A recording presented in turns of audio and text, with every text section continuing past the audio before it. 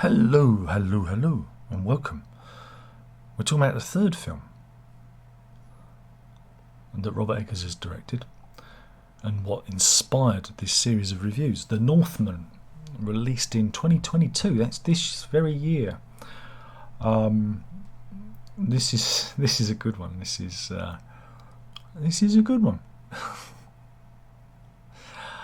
And it stars, among others, Alexander Skarsgard, Nicole Kidman, Klaus Bang, he was Dracula, you know, Anya Taylor-Joy's back in again, Ethan Hawke, Willem Defoe, he's here again, and a cameo from Bjork. Now, this is an interesting one. If you're a bit literate, are you literate? For the lead character is called Amleth, which isn't that far from Hamlet. Yeah, it's the source material for Hamlet, Shakespeare's Hamlet.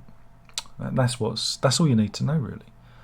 And again, Shakespeare took many elements of his material from older stories and repurposed them. You know, made him the king of Denmark. Here, he's back to Norse, or in this case, North. He's a Northman, and again, when you know that his name's Amleth, and if you look up, was it the Icelandic meaning of the word Amleth, it can be translated as the fool. And that's quite an interesting one. Interesting. No spoilers, but again, if you know Hamlet, you're going to kind of know what the spoilers are. I think it was it Mark Kermode described this as the most expensive art film ever made. Because it is. It feels like does it feel like a Hollywood blockbuster? No. It feels like an art film. Again, Eggers takes a genre movie and transforms it into something else. Yeah, it's got action elements in it. And again, with a different marketing. Again, with, I don't know, Marvel style marketing. This could have been a summer blockbuster. You know, a little bit of some editing. You know, I think this could have been an actual summer blockbuster, but it's not that kind of film at all, because Eggers is interested in telling. Again, we're going back to folklore. We're going back to mythology, which he's interested in. We've already seen that with the previous two movies. Here, he's in full folklore mythological mode. And we're going back to AD 895 with King Orvandil, played by Ethan Hawke. You know, there will be. I've got to do a little bit of spoilers just to give you the basic plot of it. The king is killed. His son goes on the run, played by Alexander Skarsgård, Amleth, and it's a revenge story. That's it. That's the basic premise. It's a revenge story. So he wants to avenge his father. And if you're familiar with Shakespeare and Hamlet, you know how that goes. So that's it. That's the review. No, there's more to it than that. And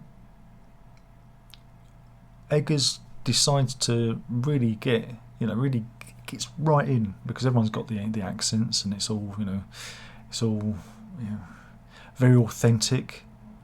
Yeah, there's a authenticity about the story that's told. You know, you see them like when you see them getting prepared for battle and what the Vikings are like. You know, can you call them Vikings? Yeah, I think you can. Let's call them Vikings.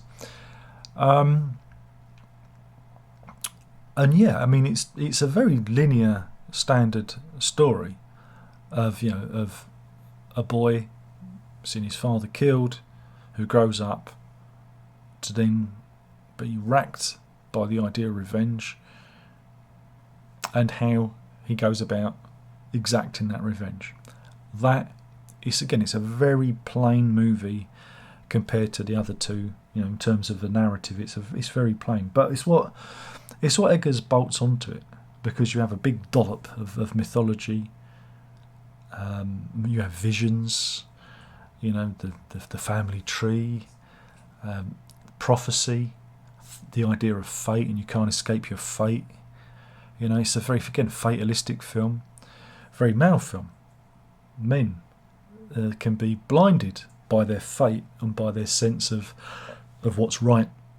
And again, it's very, again, thematically, it does borrow some of the themes from The Witch. You know, where the father there, he wants to do the right thing. Hamlet wants to do the right thing, and there's a point, and there's a tipping point in the movie where he has to question this, you know. And and that's what it's about. It's about either submitting to fate, I'm being quite dull about it, or fighting against it. And what are the right and the wrong decisions. But there you go. But you've got more money.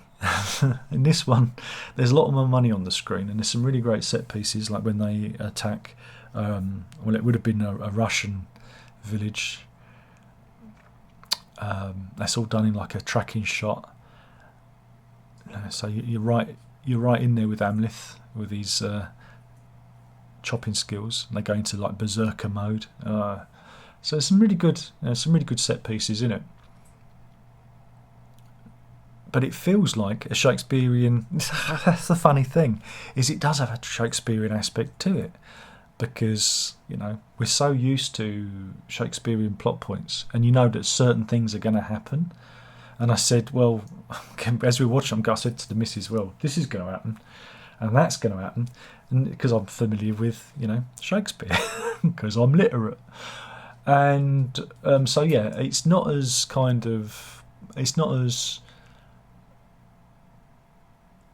that kind of unknown journey that the other two films were. You know, in the previous two movies, you weren't necessarily sure of how it was going to pan out and where it was going to go if you get on your first viewing. Whereas this one, I kind of knew. I knew where the beats were going to happen. I knew and that's purely because But it's good to see. It's good to see Eggers taking on Shakespeare's source material. That was interesting. Where did the stories come from? Where are the source of the stories? And there are elements of Macbeth in this as well. And Nicole Kidman, who plays Queen Gudrun. Again, her character, you can see where Shakespeare would have taken, inspiration for Lady Macbeth, from this character, and into the Hamlet play as well. The funny thing is Nicole Kidman. Again, I don't like to talk about people's appearances, but I think because she is Hollywood, whereas again the other actresses in this, don't mind getting their faces dirty and look a bit raggedy because they are Vikings, they are North people. Her face is like, again, not saying she's had surgery or whatever, but it just seemed too perfect whenever she was on the screen. And it was just, you just felt, oh, that's Nicole Kidman. It kept drawing me out of the movie, you know what I'm saying? It was really odd. It's like, that's Nicole Kidman. I think, again, I'm not saying her performance was bad, I just think they might have employed the services of a more invisible actress. I felt she drew me out, You go, that's Nicole Kidman. It's his mum.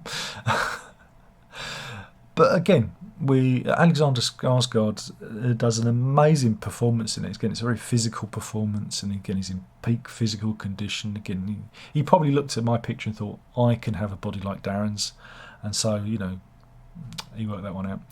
Klaus Bang plays the villain. He plays the uncle who does the bad deed. And Klaus Bang is he's a very enigmatic actor. He's been in quite a few things recently. Again, he was in the modern adaptation of Dracula a few Christmases ago. I think it was Christmases on BBC, and he was good in that. I think he's in he's the villain in Stephen Merchant's The Outlaws as well, and he's good in that. I like him. He's one of those chew the scenery kind of villains. Anya Taylor-Joy turns up, and she's a witch. She's a witch in it, which is kind of interesting. And Bjork turns up as the blind seer, or seeress as she's billed, who kind of sends Amleth on his way with a vision and with a sense of fate. You know, so there you go. And Kate Dickie appears as well, and so does Ralph Ineson. So I like the fact that Eggers likes to reuse people, and of course Willem Defoe is in it as well. I like that he likes to reuse actors that he's familiar with. This one's a bit longer. It's 2 hours 10 minutes, though that 2 hours 10 minutes goes pretty fast. I don't think there's a lot of fat on it. I think again there are some bits of it where the pacing slows down, but again that's just to build tension. I think the reenactments of Norse life are pretty good. It's a harsh environment. It's a harsh environment for people to live in, and all the performances are really good fun. And it's brutal. It's a brutal, gory, hard, tough male film. And at the end, you ask yourself, is it good to have a heart full of revenge?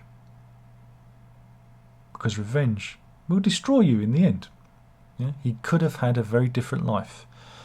But then we wouldn't have the story. But then, that's the whole theme of it. I loved it. I thought it was really good. I thought I wasn't going to enjoy it. I thought that because it's a bit more of a blockbuster and it wouldn't be as small, claustrophobic as the other two movies. I didn't think I'd enjoy it as much, but no, it really. Even though I kind of knew where it was going, I liked the performances, and I liked the fact that Eggers took a very old story and dragged it into the 21st century. And it will allow people, again, I can imagine there will be some English teachers out there that will be showing their kids this movie if they're studying Hamlet. Because where do all the stories come from? A lot of stories are rehashed. Even Shakespeare, even though he's the father of literature, even he, looked back further to the time of mythology and older tales, and that's what makes it really interesting. I thought it was really good. So yeah, it's a good one. And I didn't think I'd enjoy it as much as I would do. And I was at the end. I thought, with the right kind of marketing, and like I said, if it was a Marvel film, this would have been an absolute billion smash. From the people that brought you Thor. They could have done that, and because then if you love the myth of Odin and Thor, there's a lot of that in here. As there's a lot of references to the various gods and whatnot. So Valkyries, Odin, Thor, Freya, they're all name checked, and there's, like I said, there's a healthy dollop of mythology in it as well. So yeah, I thought it was a great film. I don't know if it's as good as the other two. Again, because it's a different genre. He took an action film. It's kind of an action film. It's a blockbuster, and kind of subverted it. And the funny thing is he's doing a remake next time. He's remaking Nosferatu. Now that's been done a couple of times. You had the old version, back in the day, and then you had the was it Max Schreck who played Nosferatu, and then that was played by what's his name? I've had a major brain fart in the 70s, or was it 80s? So yeah, we've got a third remake, and I think I don't know if Willem Dafoe's in that. Let me have a look. I don't know if Willem Dafoe's going to be in that one as well, because he already appeared, didn't he? He appeared in a Nosferatu-based movie back in the beginning of the noughties, if I remember correctly, about the making of Nosferatu. So yeah, Shadow of the Vampire back in 2000. God, that seems like such a long time ago now, doesn't it? But yeah, I don't know. I don't know when that's coming. Let me have a look. Do we know? No, it says to be announced, so it could be next year, could be the year after. But yeah, so Robert Eggers, he's a fascinating director, and like I said, the 3 films he's made, I found really engaging and really interesting, and as genre films go, well worth your time. Well worth your time. So yeah, thank you for watching. Those are 3 movie reviews, which will kill the channel just that little bit more. That's it. Ta-ta.